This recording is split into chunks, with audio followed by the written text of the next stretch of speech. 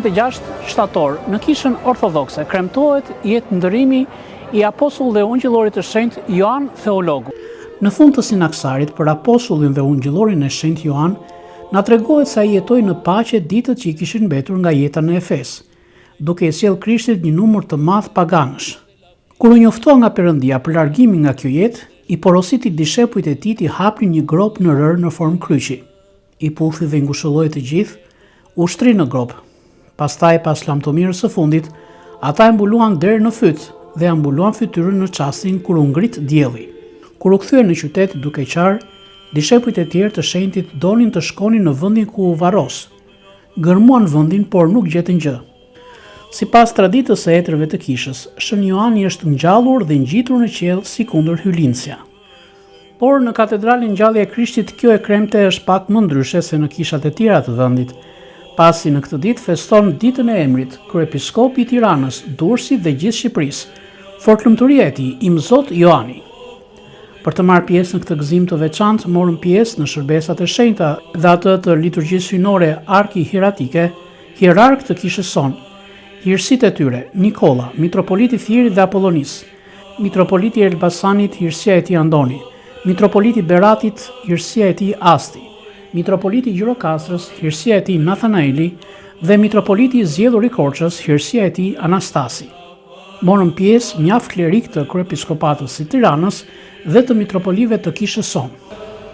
Ioanit, fort të lumturit kryepiskop dhe fort të hirëshmit dhe Perëndis zgjedhurit mitropolit, të mitropolisë së fort të shenjtë të Tiranës dhe Durrësit, të lartit dhe egzarkut të Ilirisë, detit Perëndimit dhe gjithë Shqipërisë, atit dhe kryebariut tonë, të shumta i qofshin vjetë. Në liturgji u këndua dhe fama e kryepiskopit.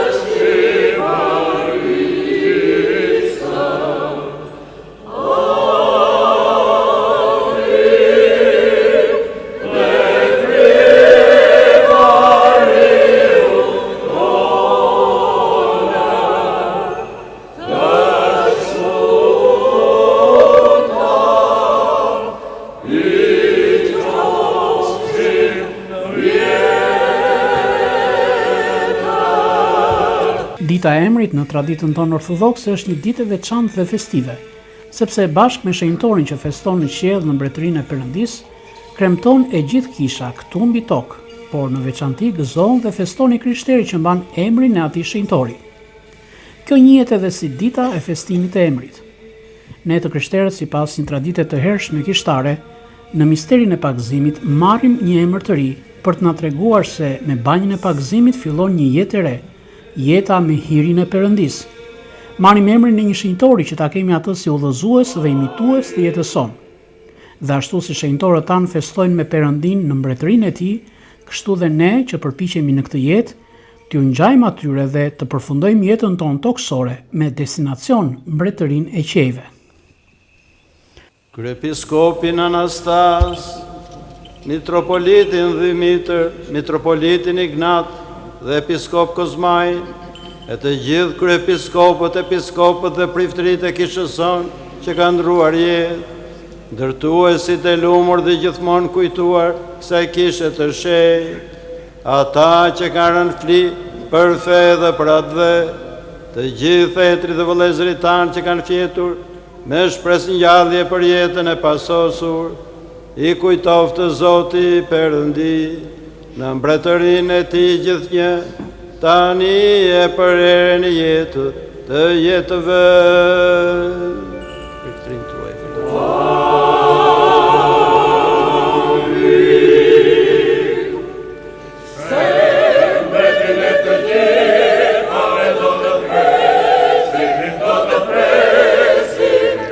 Yo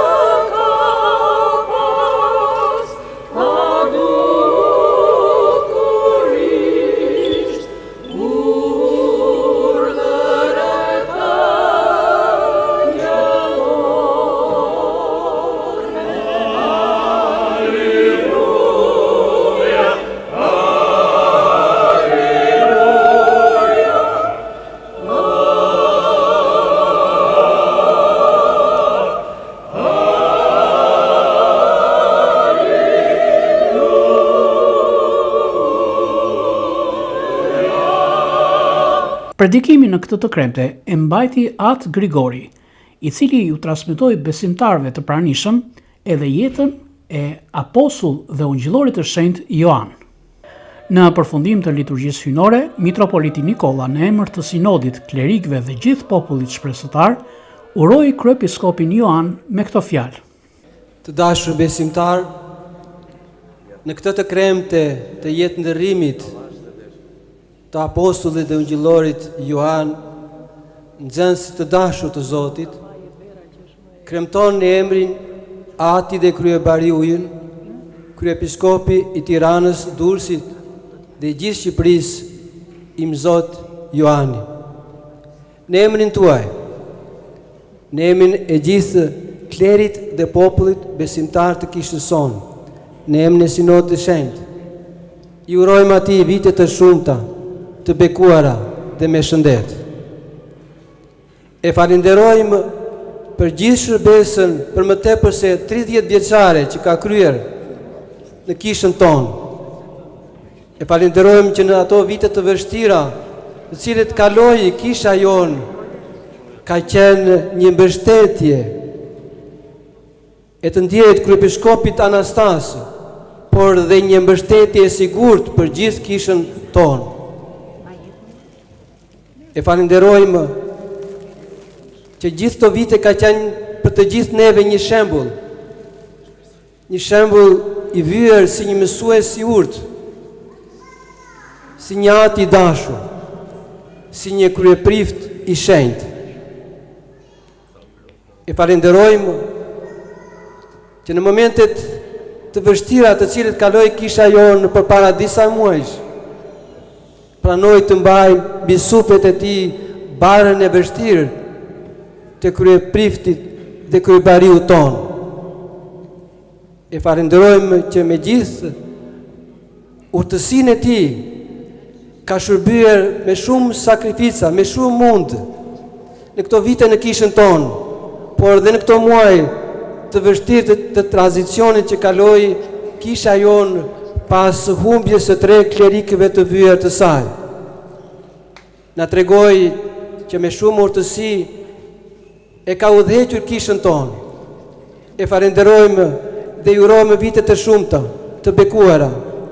Hiri i Shpirtit të Shenjtë t'i jap urtësi, ta fuqizoj e ta përmbushë deri në fund shërbesën të cilën Krishti i ka dhënë atij. Për shumë vjet o kryezot, vite të shumta të bekuara dhe me shëndet. Faleminderit për të gjitha. Falenderoj vëllain tim Nikolla për fjalët e ngrohta. Dhe në këtë ditë, festimi të një shenjti dhe apostulli dhe nxënësit të dashur të Zotit, duhet mendojmë diçka shumë të rëndësishme edhe për ne. Ky apostull i dashurisë predikoi vazhdimisht që të duam njëri tjetrin.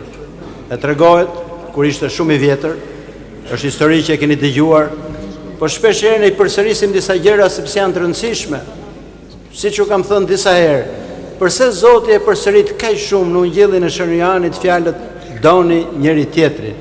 I përsërit vazhdimisht sepse zemra jonë nuk mund të ndryshojë vetëm se zbutet pak me ujë, po duhet vazhdimisht që të goditet që zemra jonë të hapet. Dhe kur Shën Joani ishte shumë i vjetër, mbi 100 vjeç, filloi mos ju mësonte shumë gjëra tjera, po ju thonte nxënësve gjithmonë doni njëri tjetrin. E ju mund ta merrni me mend, një ditë, 2 ditë, një javë, 2 javë, një muaj, një vit, po këto gjëra duke i thënë.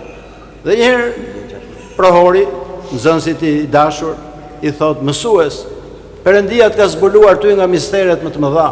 Ke ndetur bashkë me Zotin. Pse nuk më mëson gjëra tjera, po na thua vazhdimisht doni njëri tjetrin? Edhe shenjti u përgjigje i tha, doni njëri tjetrin dhe është mjaft. Nëse ne do e bëjmë realisht këtë gjë, e kemi realizuar gjithë ligjin e gjithë mësimit e Zotit. Po çfarë është ta duash njëri tjetrin? Sepse sot dashuria është shtrembëruar pak. Duke përkëdhelur të tjerët, nuk i duam. I çojmë akoma në gabim. Unë atë që dua, thot Zoti, e qortoj.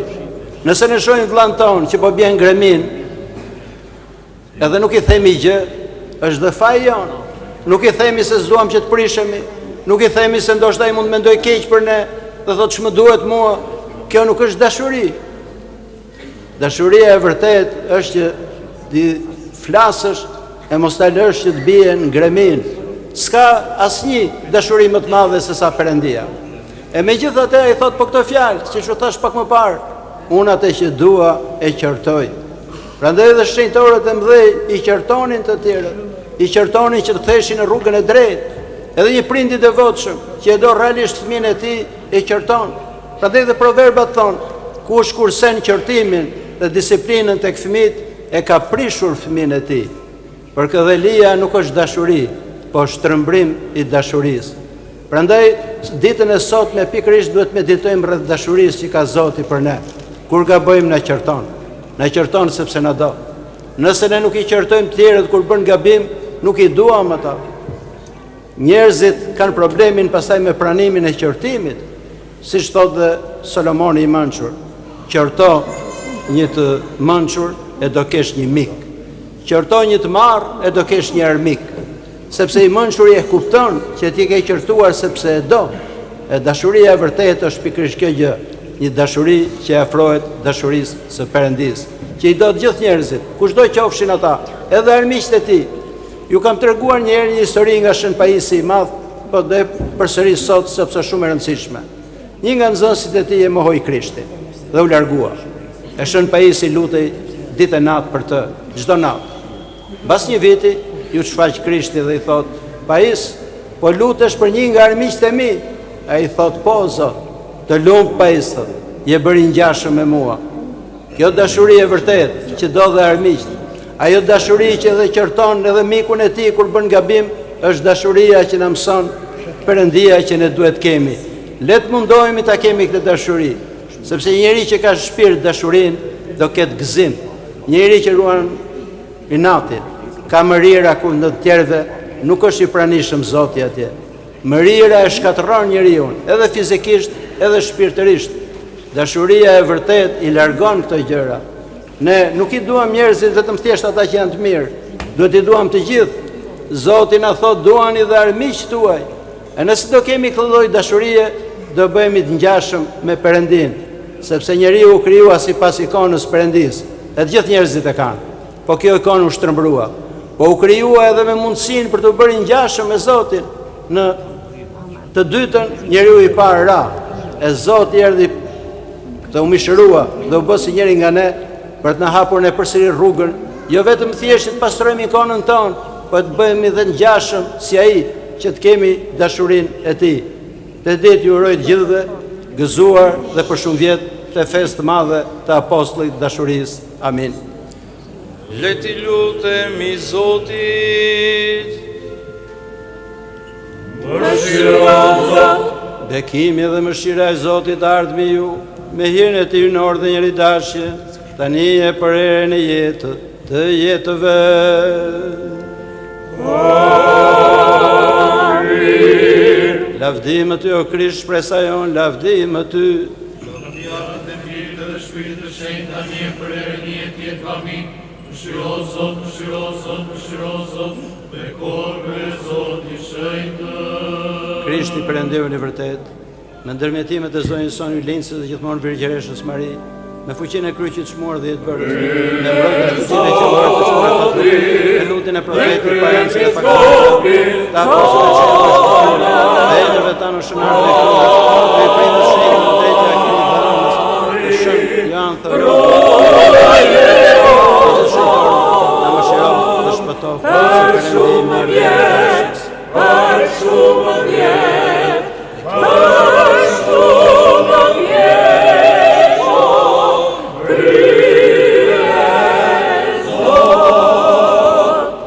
me uratat e tërve tanë të shenjtë të Zotin Isu Krisht Perëndi, mëshirona dhe shpëtona. Me uratat e krye Zotit ton të shenjtë, Zoti Isu Krisht Perëndi, mëshirona dhe shpëtona.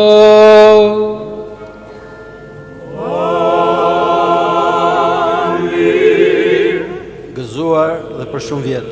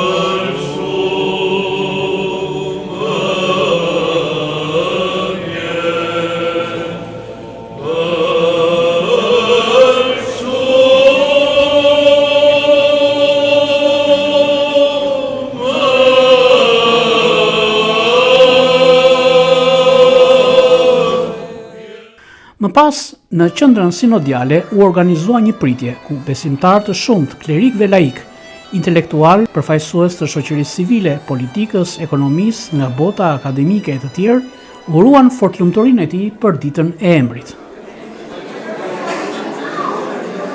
Fëmijë dhe të rinj, nxënës dhe student të shkollave tona, të shkollave të Kishës, besimtar, vendas dhe të ardhur nga dioqezat e Kishës son, dhurojnë buqeta dhe dhurata të ndryshme, si shenjë e dashurisë së tyre për kryebariun e tyre.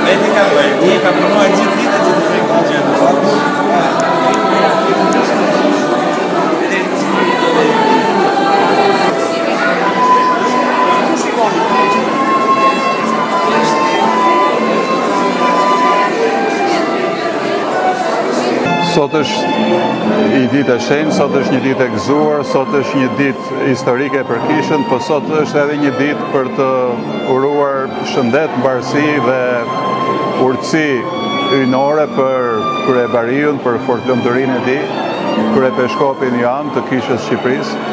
Përgjegjësia që ai ka mbisuar është e madhe dhe urojmë që urtësia Perëndis edhe forca të jetë me të në mënyrë që ta udhëheqë si duhet të Kishë edhe Grigjën tonë. Faleminderit.